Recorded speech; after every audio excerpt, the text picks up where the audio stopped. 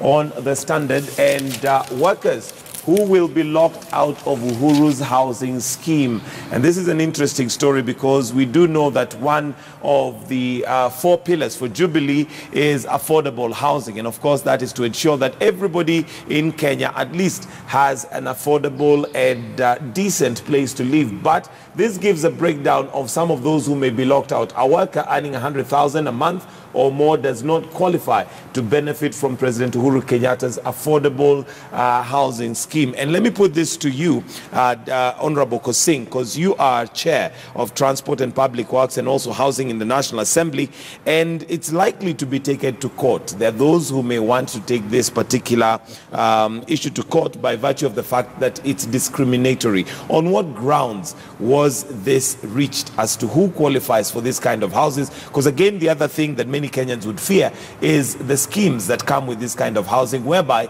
you find that unfortunately, instead of this housing being targeted to those who possibly are under a certain threshold, they may be bought by people who have a lot of money and charge rent. That's happened before. Mike, this is a very good observation, and it's a good debate. And of course, whatever it is being said there is not correct. And I thank you for giving me this opportunity. Then, what is being said where in the paper? Yes, that some people earning more than 100,000 will be left out of the houses. It's not correct, So what is the position? So that's what I'm saying, that it's good you brought me here, because I chair that committee in Parliament of housing, right? Number one is that there are 3 types of people considered. We did arithmetics and say we will have social housing, affordable housing, and mortgage cap housing, right? Schemes. Those are 3 schemes, right? So the social ones are the one for anybody who earns between 0 and 50,000 shillings, right? So we'll put you in that category of social housing, meaning that you cannot maybe afford a house or something. You don't earn anything between 0 and 50. 50 and 100, we call them affordable housing. So if you're earning between 50,000 and 100,000, and when I'm saying earning, Mike, I mean household earning. Yourself, your wife, and anybody when you put it together. Yeah, put it together. Because somebody might say, if you're earning 50,000, that's a lot of money. It's not an individual money, it's the household, So that we call social housing. Affordable housing. That is 50 and 100. 100 and above, we call them mortgage cap housing. So everybody is considered, Mike. So that is not true. It's everybody considered. But let me correct this impression that last week we passed that finance bill, which it had 1.1% contribution from employee and 1.1% from the employer, that's yourself. And there was a lot of misunderstanding all over there, And the misunderstanding was that it is a tax. And even you people in the media are going on, putting these things as tax. It is not a tax, Mike. It is a contribution. Because the scheme is like this, that let us populate this housing finance fund. And when you do that, people will draw mortgage from that fund. However, if you are a contributor, then you have 2 options or 3 options. Option 1 is, if you don't get the house within 15 years, you can be able to draw, that contribution with interest after 15 years, or when you retire, right? Or you can also decide and say, look, I have siblings, I have followers, I have dependents. I can be able to transfer that to my dependents. So it is not a loss. And it happens in many countries, Mike. You go to Europe, you will see this scheme. You go to China, you will see this scheme.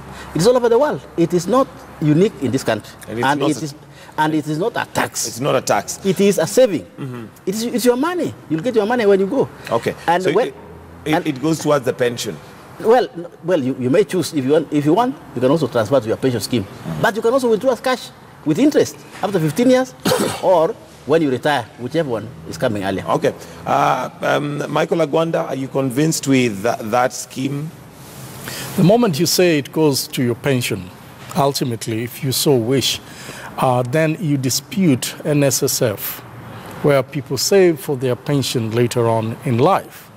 And then you are actually telling an employer that is also, I'm an employer, that is already contributing to NSSF, that I'm going to also contribute twice. In other words, I'm going to pay my employee NSSF because they pay part of it and I pay part of it. I'm going to pay my employee NHIF, they pay part of it and I pay part of it. And now I'm going to pay for their housing, which is, the housing development, which is also, I pay half of it and they pay half of it. And so the question is, are we making it easier for people who are having employees and employers in this country, or we are making it practically impossible for them to be able to have enough employees? Because if you have now to contribute to 3 kitties that are mandatory, additional one is this housing one, really, who knows whether as an employer who is 60 years, I will be there in the next 15 years. Why are you forcing an individual to give an employee money that he might not even be able to benefit from? He will be dead in 15 years. Really, why is the government forcing people, literally, to be able to put money in a kitty if they don't want? Some people really don't want those houses. I mean, if you live in the village and you're running in your own houses, why must you pay to the government to be able to have a social housing? I mean, this, to me, I know it's been far past and it will be impressed on people to pay for it, but it is ill-advised. And this is some of the taxes, whether you call it a contribution or a saving is done literally in your own willfully within your interest and within your financial plan. If you don't have anything to save, you don't save. And by the way, people are advised by economists not to save money into a particular bank because it will not earn you as if you had bought a little plot somewhere in the corner that will generate, will increase in value in the next 15 years. Of that 1,000 that is in that account,